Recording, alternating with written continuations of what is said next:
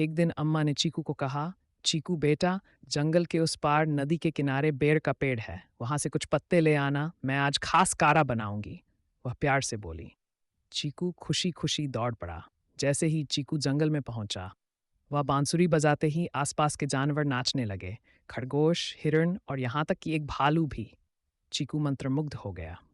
चीकू ने जिज्ञासु स्वर में कहा, बाबा, क्या आप मुझे ये बांसुरी दे सकते हैं? बाबा ने बुद्धिमानी से उत्तर दिया, बिल्कुल दे दूंगा, पर एक शर्त पर। तुम्हें बिना गुस्से के 3 लोगों की मदद करनी होगी। अगर तुमने किसी पर भी गुस्सा किया तो बांसुरी हमेशा के लिए मुरझा जाएगी। चीकू ने वादा किया और बांसुरी लेकर निकल पड़ा। पहला इम्तिहान।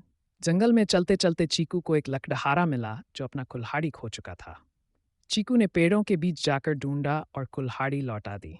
लकड़हारे ने कृतज्ञता व्यक्त करते हुए कहा, तू सच में नेक दिल है बेटा।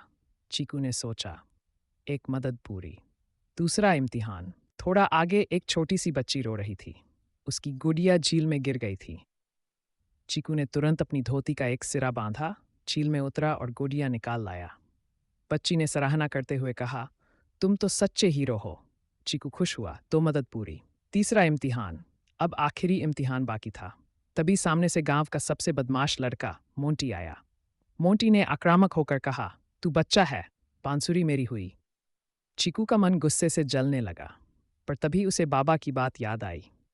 चीकू ने शांत स्वर में कहा, अगर तुम्हें इतनी ही ज़रूरत है तो मैं तुम्हें ये बांसुरी दे देता हूँ, पर क्या तुम मुझे एक बार बजाने दोगे? मोंटी चौंका, लेकिन मान गया।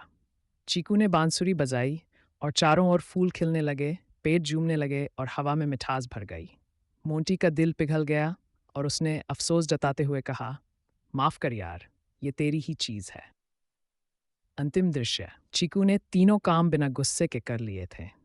तभी हवा में झिलमिलाती रोशनी फैली और वह बूढ़ा बाबा फिर प्रकट हुआ। बाबा ने गर्व से कहा, चीकू, तुमने वादा निभाया। अब ये बांसुरी हमेशा तुम्हारी रहेगी। इसकी धुन से तुम लोगों के दिलों को जोड़ पाओगे। चीकू खुशी से झूम उठा और गांव लौट आया। वहां वह हर शाम बांसुरी बजाता और लोग दूर दूर से उसका संगीत सुनने आते। गुस्से पर काबू रखना, दूसरों की मदद करना और सच्चे मन से काम करना, यही असली जादू है।